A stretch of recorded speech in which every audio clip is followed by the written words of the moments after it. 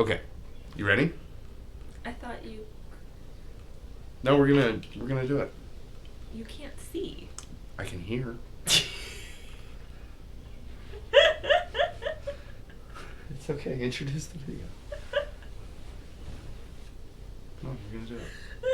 Sorry. Whew, we're okay. This is Tom Lehrer. This is Tom Lehrer. If you've never heard of him, I'm not surprised. He's not well known in mainstream, but did a lot of comedic and also like mathematical videos. Educational Stuff. theoretical things, yes. Yeah, he's really intelligent and witty. I would say that Bo Burnham is the Tom Lehrer of. But also today. take like Neighborhood, Mr. Rogers. Like Mr. Rogers meets Bo Burnham. Yeah. And set it in the 1950s. You got Tom Lehrer.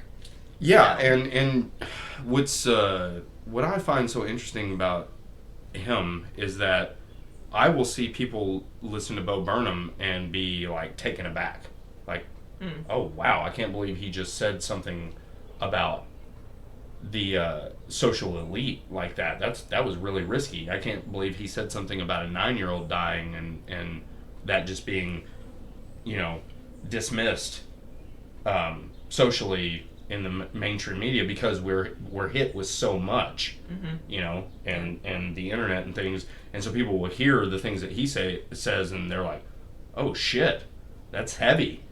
And it's like, actually, you pass that type of information every day and don't really even blink. Yeah. And so it's just kind of, back during that time when he was doing this, it seems to me like it would have been even more, like socially, if you were listening to him, this would have been an even more impactful social commentary. Absolutely. So. And this isn't even like some of his most... a lot of what he did musically was talking about the contemporary time, and things that were happening, much like Bo Burnham is doing now. And so, I can't imagine it not having some impact. Yeah, so. Definitely. Anyway. Cool. All right, let's do it. This is a musical piece, and it's very short.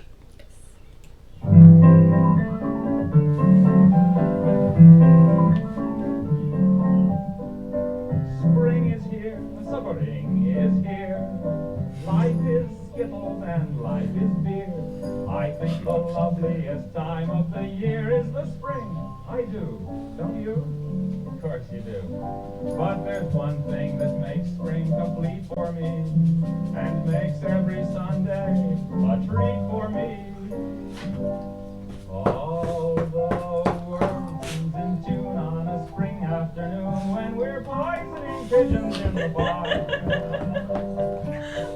Every Sunday you'll see my sweetheart and me as we poison the pigeons in the park. The boys on the pigeons. They see us coming, the birdies all try and hide, but they still go for peanuts when coated with a cyan hide. The sun is shining bright, everything seems alright when we're poisoning pigeons in the park.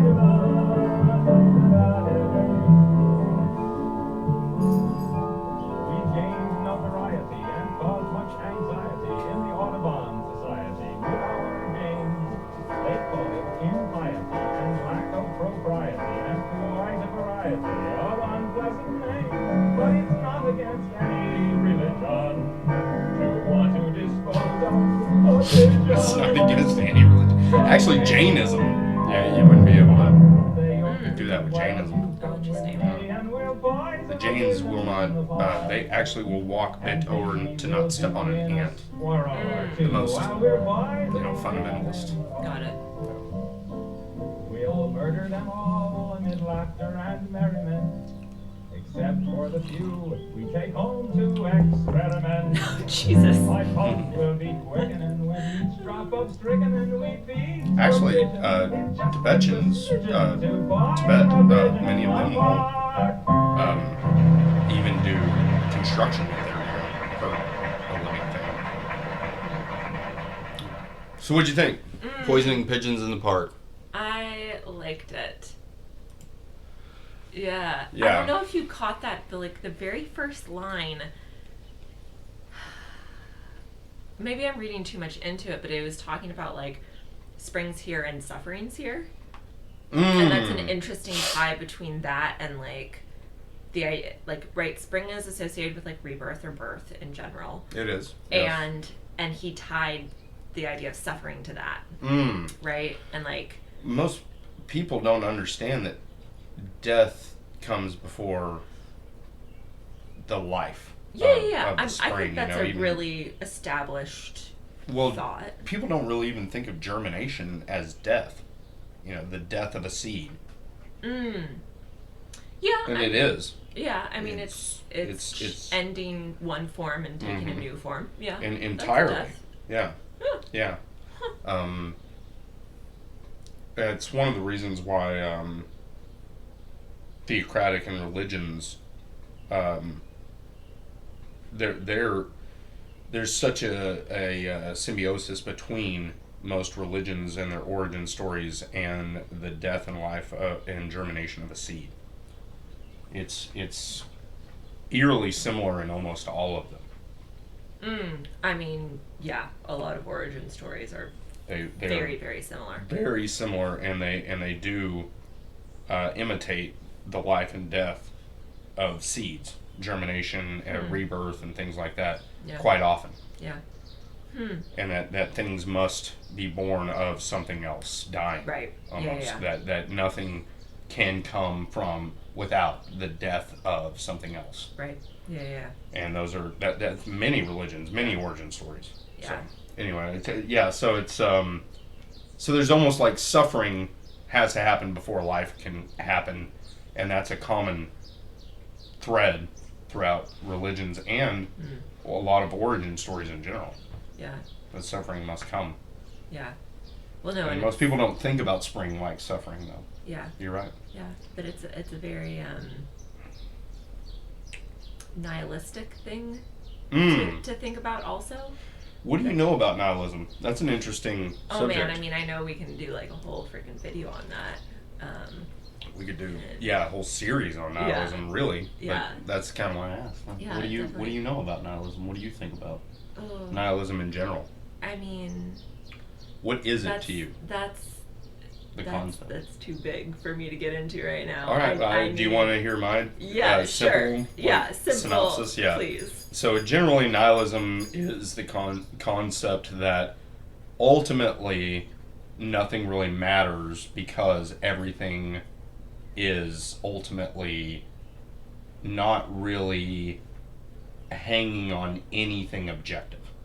So there's no objective morals, there's no objective truth, there's no objective principles. Ultimately, nothing really matters. Everything is just made up constructs. Right. So, in the end, nothing matters. Right. Yeah. Kind of like the Linkin Park song. In the end, nothing really matters. Right. Yeah.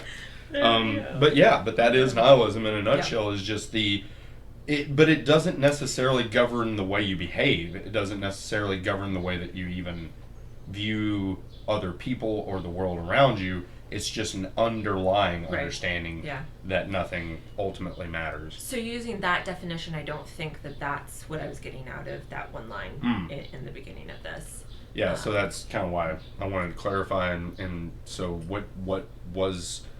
It's not nihilistic, but it's more like realist. Realist, yeah. It's a realist approach to looking at the world rather than this... Because we have a tendency to view everything very artfully and colorful. Yeah.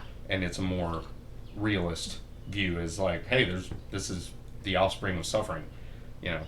So yeah, I think that's what you were getting at. Yeah. But besides that, the rest is very understandable because fuck pigeons. Rats with wings. Right. Yeah. So that's what my uncle always called him. You know what's funny is that I used to work at Conoco Phillips whenever I was a kid, you know, early college years, and we had pigeons everywhere because it's a large, you know, refinery. Definitely. And quite often they would poison them. Seriously? Yeah, they would put out Yeah. like so. Of One course. of the byproducts of petroleum is corn, because you have to use corn Right. in processing to make ethanol and things like that. Yeah. So there's tons of corn everywhere, and they would just pour a little cyanide on it or something, and just put it out all over the refinery, and you just end up with dead pigeons Oh man. all over the place. Well. And here's the other thing, you need water, to process petroleum, Yeah. but the water they reuse it. Yeah. So they will put them in these ponds, and they will reuse this water. Yeah. Well, animals cannot live in this water. Oh yeah. No. So they have these fake gun shots that go off like every 3 or 4 minutes Oh. on these ponds. Mm. Yeah, that will scare ducks away and things Wow. like that. Yeah, so it just sounds like a shotgun, just boom every 3 or 4 minutes. You just get used to that in the Texas Panhandle, just fake gunshots. Wow. And you're around either you're around somebody hunting, or you're around a petroleum refinery. refinery. Yeah. So there you go. Yeah. All right. Well, that was Tom Lehrer, Poisoning Pigeons in the Park, and also a conversation about nihilism and Do you want to do the next one? yeah, We'll stop this and do another Tom Lehrer. We will all go together when we go. It's a good one. Sure. Okay. But are you talking about finishing this? Yeah, I'm episode? gonna stop this and then we'll. But no, but there's no we don't have an exit. You Well, yeah, can't- you just said this is Tom Lehrer. But no, there needs to be more. There needs to be a call to action. Like, that's going to be too quick. Okay, so what's the call to action? How do we do it? The call to action is to say, comment with what you want us to react to next. Okay, and then also subscribe. Yeah, I can do that. Yeah, like and subscribe. Mm-hmm. And you gotta click the bell because you won't get all of the notifications. I hate it when people tell me that. I'm not going to do it. I'm not doing it. All right, we won't do it then.